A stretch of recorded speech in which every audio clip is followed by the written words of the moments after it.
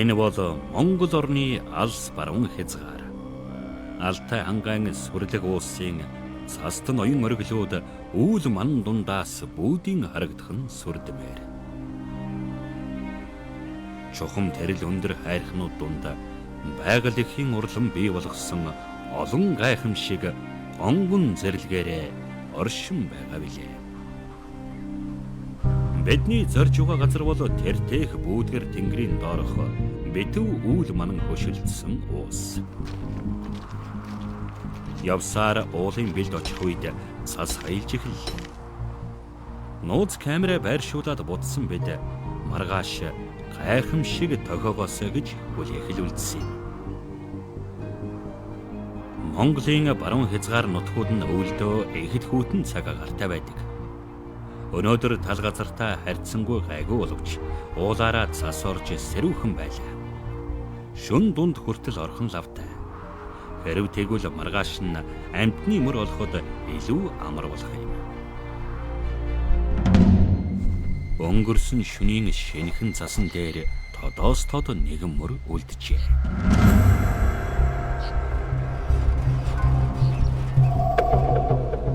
Хадны цаагуур нэгэн ирээн амьтан явж яваа нь харагдлаа.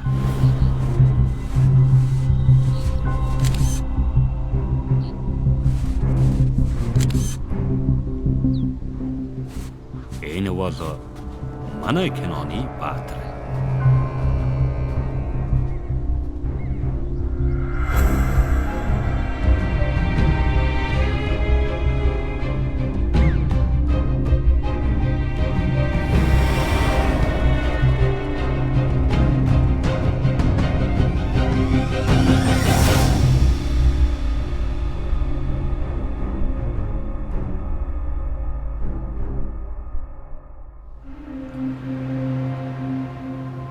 Гэр орон гэгэн өглөө уул хайрхан гихчлэн нүдэнд тусах бүхнийг гэр хайгаар ачин тайван хэвтэх уулын эзний эрхэмсэг дүр төрх энэ.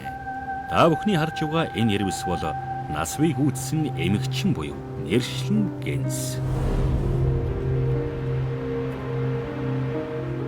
Хадан хавцал ханан хисаа элгэн хад цогцолсон бартаа саадтай ууланд амьдардаг энэ амьтныг олж харах амьдралын судлал гэдэг амаргүй. Орчин үеийн техникийн хөгжлийн ачаар камер байршуулан нууцлаг амьдралтай энэ амьтныг танин мэдэх судлах талаар сүүлийн үед дэвшил гарч байна. Өвөл цагт эд жавар хангинах үеэр үс сорн гүйцээд уламж сүрлэг үдсэглэн төгс харагдана. Тэрэнд санамсаргүй ирээгүй лээ. Учир нь энэ бол түүний эзэмшил нутаг юм. Эрвсийг олж харах хэцүүж гэлээ. Би энд байна. Энэ бол миний газар нутаг гэдэг ул мөрөө тод томрон үлдээдэг нь түүний өвөрмөц үйлдэл юм. Бага газар нутагтаа үлдээдэг амьдралын ул мөр нь бомба, самардас, үнэртэн. Түүний нилээд түгээмэл үлдээдэг хаяг бол бомба. Хойд хоёр хөлөөрөө газар ухан шороогоор бомбон овоо босгодог байна. Түүний бомба гэх ба уулын хэрийн хонь, сэтэрхий, ханан хисааны ёроол, бусдаас онцгойрон ялгарах өхөр чулууны ёроолд бомбаалах нь түгээмэл. Хаяа бомбаан дээрээ шээн, баан. Тухайн газрын хөрсний шинж чанараас хамаарч бомбаан чулуутай, шороотой, цастай, өвстэй, том жижиг байдаг. Энэ араатны эзэмшил нутгаа дархлах бас нэгэн өвөрмөц үйлдэлийн нэг бол самардас. Голдуу модох хожуул самардан хумсны мөр зураас гарган үлдээх ба өвс болон чулуу самардан үлдээсэн мөр таарч байлаа. Энэ чулуун дээр үлдээсэн олон тооны самардаснаас харахад маш хурц хумстай болох нь илэрхий. Өнчин ганц мод байвал түүн дээр очиод харахтал самардаж ул мөрөө үлдээсэн байдаг нь тун сонирхолтой. Модны ёроолд бомбаасныхаа дараа үсрэн цовхчиж ихэд ширүүнээр самардаж байгаа хэд хэдэн зураг инхүү дуранд үлджээ. Сониуч амтэн шүү. Урд нь энд байгаагүй сонин зүйл хаанаас гараад ирэв гэж гайхаж байгаа бололтой нууц камерыг хараад ихэд сонирхон үзлээ. Гэхдээ энэ түүний сонирхлыг удаан татсангүй бол та. Будрах заснаар хаашаа ч юм явж одлоо. Үнэртэн цацах, газар нутгаа тэмдэглэх, мөн орооны үеэр хамтрагчаа олохдоо ашигладаг үйлдэл. Уг үнэртэн шүүрлийг нар салхи баг тусах хадны нүмер далд газарт цацна. Шөнийн андаа явж байхдаа ч ийхүү үнэртэн цацаж тэмдэг үлдээх нь түүний хувьд заавал хийдэг үйлдэлийнх нь нэг юм. Ойроос харвал үнэртэн нь ийм цагаан өнгөтэй, зунгаарлцсан өтгөн зүйл байх бөгөөд үнэртэй ус шиг л үнрээ удаан хадгалдаг байна. Эрвэсний тухай хүмүүсийн хамгийн түрүүнд сонирхдог зүйл бол энэ ууланд эсвэл манай улсад хичнээн эрвэс байдаг бол гэсэн асуулт. Амьдарч байгаа газартаагаа ижилссэн эвэл өнгөтэй, нууцлаг амьдралтай болохоор хүний нүдэнд барагтай харагддаггүй энэ амьтныг нүдээр хараад тоог нь гаргах боломжгүй юм. Тухайн ууланд хичнээн эрвэс байх нь олон шалтгаантай ч эдэж тэжээлийн нөөцөөс ихээхэн хамаардаг. Амьтны амьд үлдэхэд хэрэгтэй нэгдүгээр зэргийн эрэлт хэрэгцээ бол эдэж тэжээл. Энэ хүчрхэг амьтны тоо толгой нь эдэж тэжээл болох амьтадтайгаа харилцсан уялдаатай байдаг. Эрвэсний гол эдэж тэжээл бол янгэр. Нэг эрвэс жилд дунджаар 16 янгэр барих шаардлагатай ба сард 2-оос доошгүй буюу 14 хоногт нэг удаа ан хийн. Огдой, зурам, туулай, тарваг, бас дагуурын ятуу, хахилэг, ногтруу, хойлог, тас гэгчлэн жигүүртэн шүүг барьж иддэг нь сонирхолтой зэрэгцээ хэрэг хурдан шалмгааг нь элтгэн. Энэ удаа ойн захад буг зоглож байгаатай нь таарсан. Эрвэс нь чон шиг нэг дор олон амьтан барьж сэгэлж иддэггүй цэвэр эдэждэг. Амьдрах орон зайн багасж мөн эдэж тэжээл болдог амьтдэнч цөөрч байгаа болохоор боломж таарвал болсон хоолноос яаж буцах вэ гэгчээр өөрийнх нь эзэмшил нутагт хариулгагүй яваа малнаас үрдчихдэг. Түүндээ ч гэмшнэ гэж үгүй. Өөрийгөө энэ уулын эзэн гэдгээ мэдэрсэн мэт. Энд харин юу болов? Махан эдэж тэрвэс өвсөөр хооллож байна. Яагаад ургамал эдэж байгаа нь сонирхолтой байлаа. Хоолоо шингээх үүднээс ч юм уу эсвэл гэдсэн дэх шимэгч амьтдаа багасгахаар өв сургамал идэж давс хүчээр долоодог гэж үзэх нь ч бий.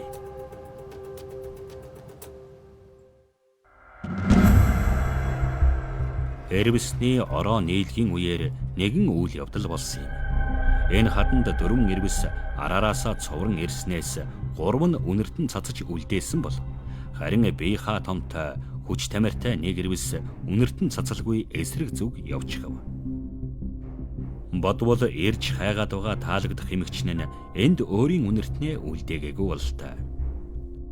Сонирхолтой нь эдгээр эрвсүүд бүгд 5 хоногийн дараа шөнөөр яг энэ газараа ирж үнэртэн цацаад анх ирсэн зүг рүүгээ буцан явцгаас юм. Орооны үе учраа эмэгчний хайж энэ хаваар явсаар байсан бизээ. Эрвэс тэр бүр дуу аваа гаргаад байхгүй ч ийм сонин аваа гаргадаг. Тэр мэгийн овгийн бусад амьтад шигэ архирч чаддаггүй. Учир нь түүний хоолойн хөвчний хөгжилтэй холбоотой. Архирч чаддаггүй учир яг л хүн бархирч байгаа юм шиг аваа гаргаж энэ мэд тэмээ бөөлж байгаа юм шиг дуурна.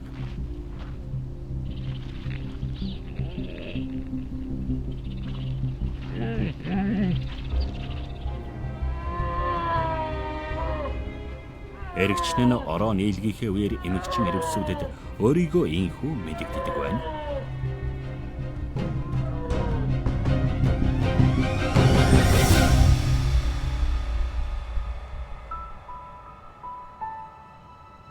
Ингэж эрэл хайгуул хийж байж л үржилд орох эм бодгоолыг олдог байна. Бас эмийнхээ төлөө дайсагналцах нь ч бий. Ингээд тэд эвцэлдээнд орохоос өмнө хошоолно.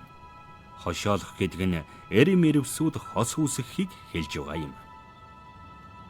Хошоолсон үедээ хүнээс айж имэн гэж үгүй. Хажуугаар нь мал гарахад түүнийг барихчгүй. Ер нь л энэ үедээ бүхнийг тоохчгүй хэвдэж байдаг амтэн. Өдрийн бүүдгэр наранд эвшэн амарч байхад нь шүгэлдэн чимээ гаргаж өдөхөд өндийч харжгаад тоохчгүй буцаад нам унтцгаав. Угаас айд сандрахыг мэддгүй амтан болохоор ч тэр өдрийн турш дэрэгдэн байх биднийг ёор тоосонгүй. Эрвэстэй улс орнуудын эрвэсний ороо нийлэгт ордог цаг хугацаа нь бага зэрэг зөрүүтэй байх боловч Монгол Алтай нуруунд 2 дугаар сарын дундуур эвзэлдээнд орох нь олонтой тохио. Энэ хоёр учраа олж хос болжээ. Эмэгчин эрвэс эрэгчний ойртуулахгүй муухай ажиллах боловч хөөгөөд явуулчихгүй хэсэгтэл хамт байна. Эмэгчин эрвэс хаашаа л явна яг ард нь хоцрохгүй даган шогших эрэгчин их л дуулууртай харагдана.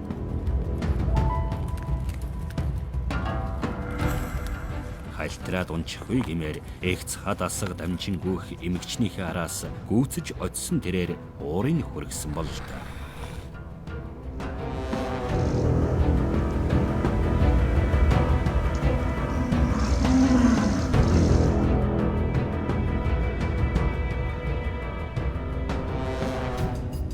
Чухам юуны учир эрэгчний ойртуулахгүй ийм догшрон уурлаад байгааг нь мэдэх аргагүй юм.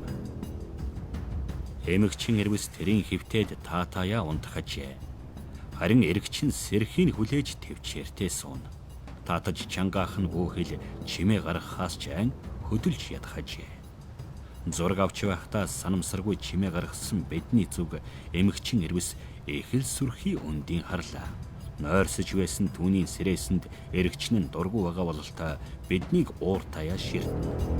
Бид ч тэднийг эвцэлд орохыг хүлээсээр. Эрэгчин ч мөн төвчээр зан сайхан суусаар.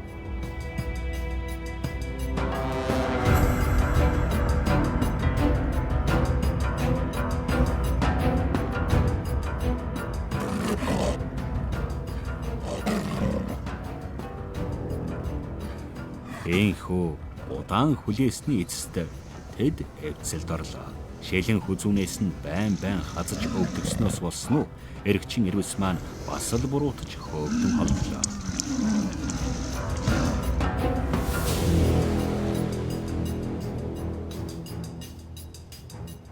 Гэхдээ дуудахт нь хурдан эргэж очиход бэлэн томоотой гэгч нь хүлээн. Эвцэлд орсон хос эв найртайгаар уус даван одлоо. Тэд дахин эвцэлд орно. Харин хэдхэн сарын дараа хэдэн гүйм дөрүүлэх бол гэж бид хүлээхлүүллээ. Ороо нийлэг дууссанаар эрвэс өөрийн зам мөрөөхөн явж огно. Харин гинсийн хувьд гүймнүүдээ төрүүлж өсгөх үүрэгтэй болон ганцаар үлдэнэ. Гэхдээ тэр юунд ч үл санаа зовон алсыг ширтэн хэнэггүй хэвтэн. Цас хайсаар. Өр цасан дунд бяцхан өхөр огтой зуныг мөрөөсөх мэт бэцийн суун. Энэ мэт бүхий ламтад цас туулсын сүрэнд дарагдан дууга хураачихгүй гэлтэй жихүүн салхины эсгэрэнээс өөр чимээ энергүй.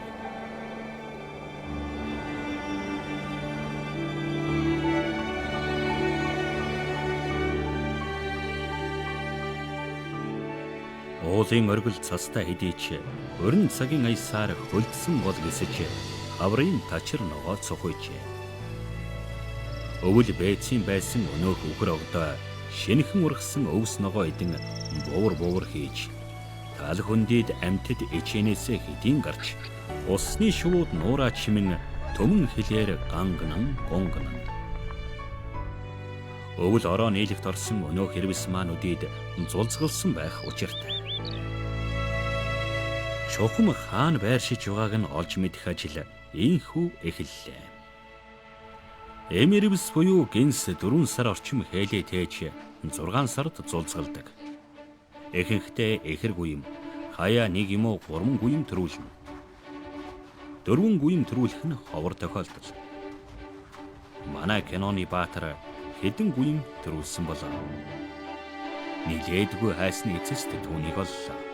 Тэр ганцаараа байсангүй гүймнүүдээ дагуулжээ. 1, 2, 3. Өндөр их уус хайрхан ивэж бидний өмнө 4 гүймтэй эрвэс гарч ирлээ. Энэ бол ховор тохиолдол. Эх хэрвэс үр төлдөө махан хоол олох гэж ихээхэн хичээл зүтгэл гаргахын зэрэгцээ сүүгээрээ хоолсоор байдаг. Хэдийгээр махан хоолнд орсон ч гэлээ 4 сарын настай энэ гүйм эхийгээ нударсаар мэмэ олж сүүгээ залгиллаа. Төрөөд 4 сар болоход эхийнхэн сүү ширгээгүй байна.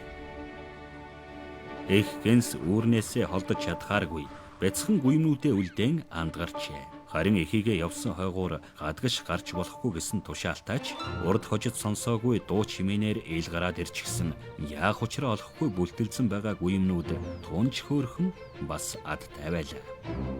Эгдүүтэй бяцхан нэг зулцаг ээжигээ хүлээн өдрийн халуун наранд нойрмоглон эвшээж үүрнээсээ гаралгүй хэвтэн.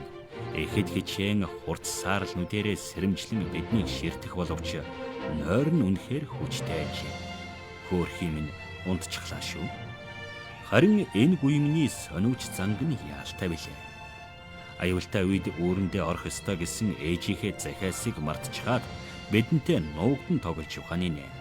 Нүрээ нуусан л бол өөрийгөө харагдахгүй байна гэж бодож буй эгдүүтэй энэ гүймнүүд 2 сарын турш эхийгээ хөхөн хоолсоор намар цагтаа золгон махан тэжээлтэн болдог. Эхэвчлэн шөнийн цагаар анд морддог боловч маханд орж эхэлсэн гүймнүүдэд хооллохын тулд эхэн өдрийн цагаарч анд явна. Гүймнүүд төрхөөсөө л эхлэн өндөр улсын хатуу ширүүн амьдралтай тулгарна. Хэдийгээр эрвсэнд бусад амьтдаас ирэх аюул нөлөө үндсэндээ байхгүй ч гэлээ үр төлн нь эндх эрсдэл их байдаг. Уул хаднаас унах, төөрөх, том амьтны эдэж болох, магчин шувуу шүүрэх зэрэг аюул хоргодлоос гадна 2 жилд 1 удаа төрдөг учраас тоо толгой нь төдийлөн өсдөггүй. Эх гэнс гүймнүүдтэйгээ аялж явна. Эхийнхээ нуруунд дээр үсрэн тоглож угаад унж буй сахилгагүй бяцхан гүймд камер эхэд таалагдсан бололтой эдэнтэй цохиж үзлээ.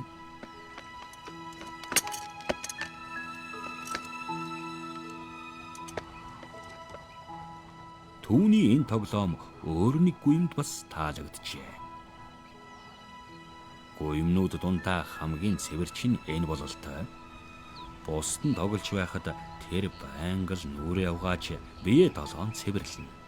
Цэвэрч бяцхан гүймийг эхэн долоож эрхлүүлэх нь тун эгдүүтэй бөгөөд харин энэ зуур нэг нь эхийгээ хөхөж амжлаа. Харин нөгөө сониуч маань дахин үсрэн ирж камер сонирхон харсаар тэр тоглохыг маш их хүсжээ. Гүймнүүдийн хувьд өдөржин шүнжин эхийгээ даган гүйхтэй эцэж ядрахыг ч мэдлгүй тоглосоор л.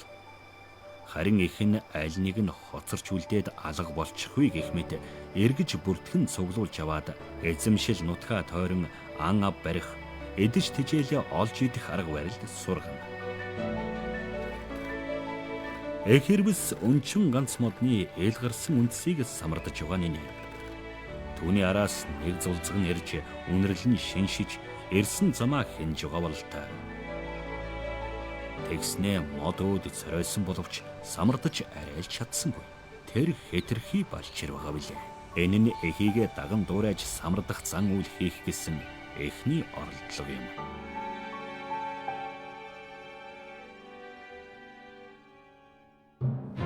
Бяцхан гүймнүүд эхийгээ даган паацхан гүйж явсан анхны үйл хэдийнэ өнгөрчээ. Энэ хугацаанд гүймнүүд нас бийд хүрч бие даан амьдрах цаг хугацаанд төгсөөр. Ер нь эрвэсгэгч амтэн тоо толгойн хувьд цөөхөн байх байгалийн зохицуулалттай.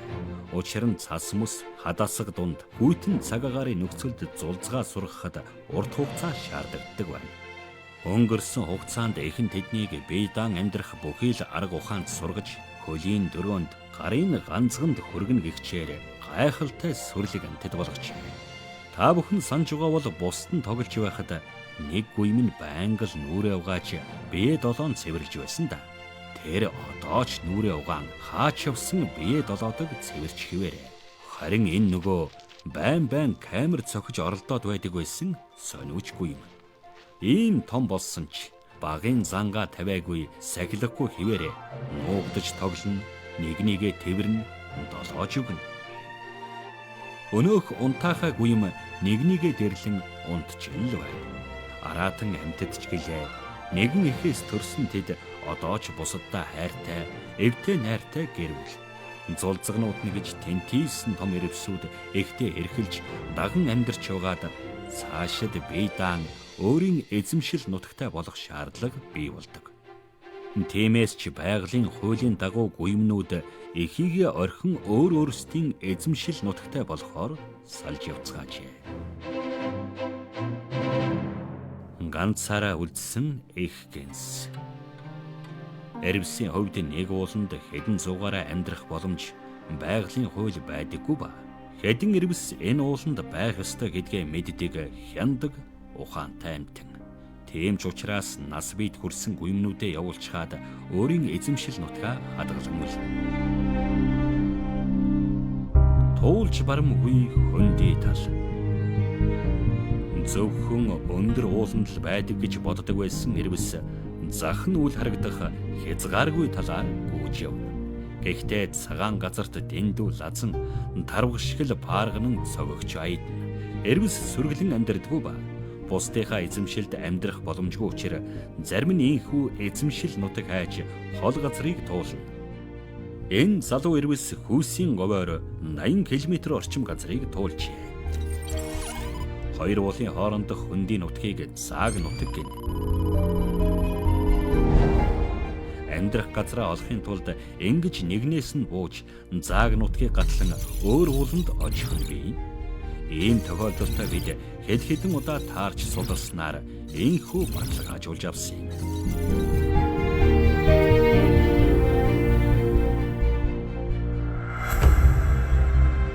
Дэлхий даяар эрвсийг яагаад хамгаалаад байна вэ гэвэл өндөр уулын экосистемийг барьж байгалийн тэнцвэрийг бий болгож байдаг магчин амьтны. Түүний амьдардаг өндөр уулын бүс нутагт аргал янгар мэтийн өвсөн тэжээлтэн амьдрах тул тэдний өсөл хөдөлгөөнийг зохицуулж байдаг. Хэрв өндөр уулын бүс нутагт эрвс байхгүй бол өвсөн эдэштэн хэд их өсөх, мал амьтны халдвар төвчин гарах эрсдэлтэй байдаг байна. Мөн амьтны шилжилт хөдөлгөөн үгүй болсноор зарим ургамлын төрөл зүйл устж үгүй болох, булаг шанд ширгэж усны горим алдагдана. Тиймээс л эрвстэй уулын амьдрал эрүүл, экосистем тэнцвэртэй байна гэж үздэг. Этгмээргүй юм шиг боловч гайхалтай үнэн бол энэ.